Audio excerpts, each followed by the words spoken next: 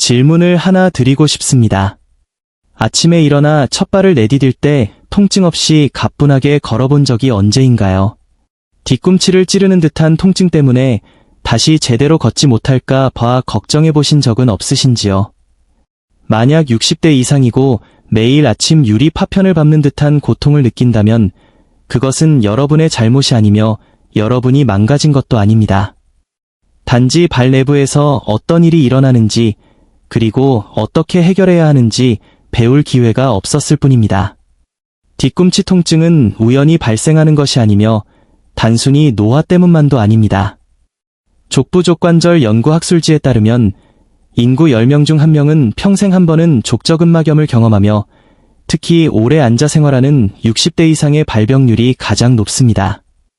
족저근막은 뒤꿈치와 발가락을 잇는 두꺼운 조직인데 이것이 팽팽해지거나 염증이 생기면 걸을 때마다 과하게 늘어난 고무줄처럼 자극을 받게 됩니다. 하지만 여기 모든 것을 바꿀 정보가 있습니다. 같은 연구에서 표적 스트레칭과 강화 운동을 실시한 결과 단 6주 만에 통증이 70% 이상 감소했다는 결과가 나왔습니다. 집에서 15분 미만으로 할 수 있는 간단한 동작들입니다. 오늘은 일본의 최고령 전문의와 함께 발통증을 영구적으로 제거할 5가지 필수 운동을 살펴보겠습니다. 끝까지 시청하시면 재발 방지를 위한 2가지 보너스 강화 운동도 소개해드립니다. 통증 완화도 중요하지만 통증이 다시 돌아오지 않게 만드는 것이 우리의 진짜 목적입니다. 박사님, 수천 명의 환자를 치료해 오셨는데 이 에피소드가 왜 그토록 중요한가요? 이 주제가 중요한 이유는 발통증이 독립적인 삶을 앗아가기 때문입니다. 발이 아프면 걷지 않게 되고 그러면 심장과 근육, 그리고 균형 감각과 기분까지 모든 것이 악화되기 시작합니다. 저는 발을 치료함으로써 건강 전체가 회복되는 사례를 수없이 보았습니다. 제가 공유할 운동들은 60년 넘게 직접 사용해온 방법들로 매우 빠르고 강력한 효과가 있습니다. 본격적인 시작에 앞서 소통의 시간을 갖고자 합니다. 아침에 일어나 첫 발을 뗄 때 통증이 있다면 댓글에 이를 남겨주시고 통증이 낮 동안 발바닥 아치까지 퍼진다면 이를 남겨주세요. 여러분의 상태를 알려주시기 바랍니다. 통증의 정도나 기간에 상관없이 이 5가지 운동은 여러분에게 꼭 필요한 도움을 줄 것입니다. 이제 운동에 들어가기 전 발 안에서 실제로 어떤 일이 일어나는지 이해해야 합니다. 족저근막은 발바닥에 있는 두껍고 강한 끈 같은 조직입니다. 활시위처럼 뒤꿈치뼈에서 시작해 5손가락 방향으로 부채꼴처럼 퍼져 있죠.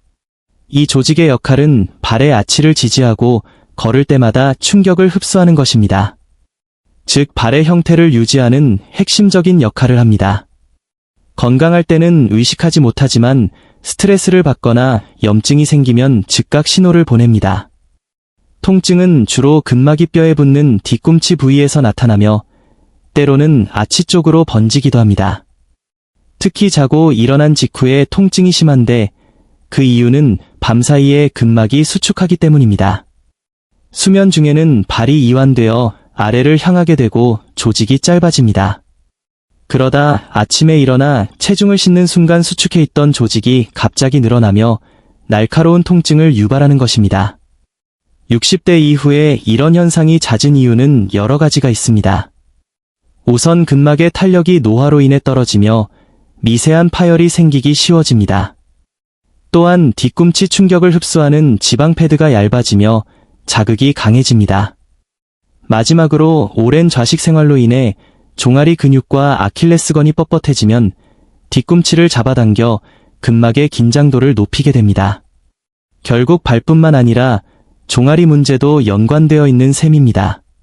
실제로 종아리 경직은 족저근막염의 주요 원인 중 하나입니다. 그래서 제가 보여드릴 운동 중 여러 가지는 종아리와 아킬레스건을 공략합니다. 통증 부위만이 아니라 전체적인 연결고리를 다뤄야 합니다. 또한 근력 약화도 큰 요인입니다. 발의 아치를 지지하고 발가락 움직임을 조절하는 미세한 근육들이 약해지면 족저근막이 과도한 부담을 지게 됩니다. 그래서 뻣뻣한 곳은 늘려주고 약한 곳은 강화해야 합니다. 지금부터 소개할 5가지 운동은 증상만이 아니라 근본적인 원인을 함께 해결할 것입니다. 시작 전 주의사항을 말씀드리면 심한 통증이나 감각 이상 또는 부종이 있다면 먼저 전문가와 상의하십시오. 이 운동들은 무리한 자극이 아닌 시원한 완화 효과를 주어야 합니다. 첫 번째 운동은 마사지입니다. 족저근막염 환자들에게 가장 먼저 권하는 것이 발바닥 마사지입니다. 이는 유착을 풀고 혈류를 개선하여 치유를 돕습니다. 통증 수준에 따라 3가지 옵션이 있습니다.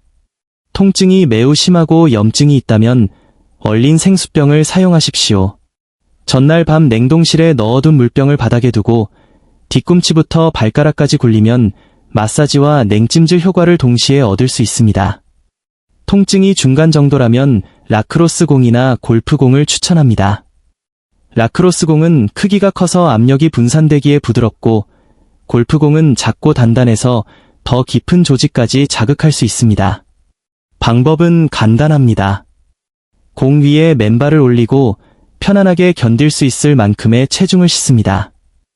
뒤꿈치부터 발바닥 앞부분까지 천천히 굴리며 전체를 덮어줍니다. 특히 아픈 부위가 있다면 그 지점에서 10초에서 20초간 작은 원을 그리며 집중적으로 마사지하십시오.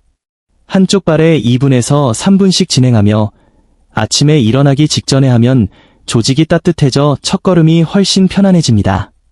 다음은 스트레칭입니다. 마사지 직후에 발바닥 근막을 직접 늘려주는 동작을 합니다. 앉은 자세에서 아픈 발을 반대쪽 무릎 위에 올립니다. 한 손으로 뒤꿈치를 고정하고 다른 손으로 발가락 전체를 잡아 정강이 쪽으로 천천히 당깁니다. 발바닥 전체가 팽팽해지는 느낌을 20초에서 30초간 유지하며 3회 반복하십시오. 통증이 느껴질 정도로 강하게 밀지 말고 기분 좋은 자극이 느껴지는 지점까지만 진행합니다. 이제 종아리를 공략할 차례입니다. 침대 가장자리에 앉아 다리를 쭉 펴고 접은 수건을 발바닥 앞부분에 겁니다. 수건 양끝을 몸쪽으로 당기면 종아리 뒷부분부터 무릎 뒤까지 시원하게 늘어나는 것을 느낄 수 있습니다.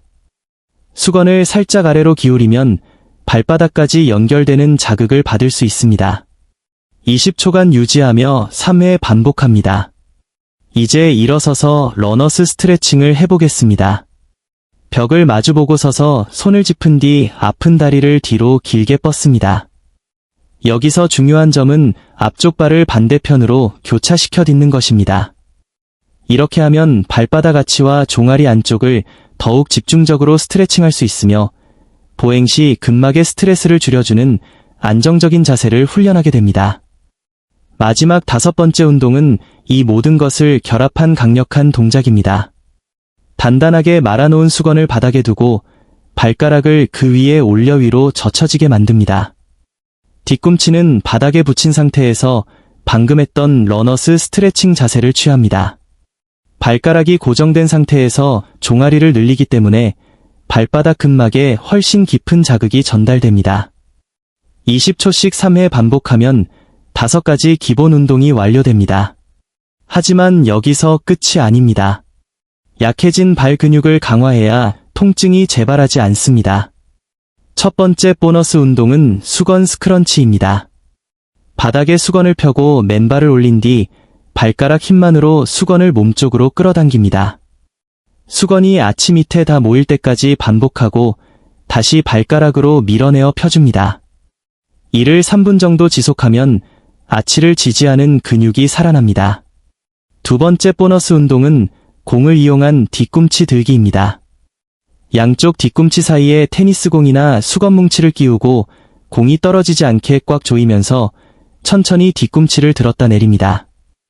이는 발을 안정적인 위치로 훈련시켜 근막에 가해지는 반복적인 하중을 줄여줍니다. 천천히 조절하며 움직이는 것이 핵심입니다. 마사지와 스트레칭은 매일 실시하고 강화 운동은 주 2회에서 3회 병행하십시오. 여러분의 발은 평생 여러분을 지탱해왔으니 하루 15분만 발을 위해 투자해 보시기 바랍니다. 오늘 내용이 도움이 되셨다면 좋아요와 구독 부탁드리며 가장 효과적이었던 운동이 무엇인지 댓글로 공유해주세요. 다음 영상에서 뵙겠습니다.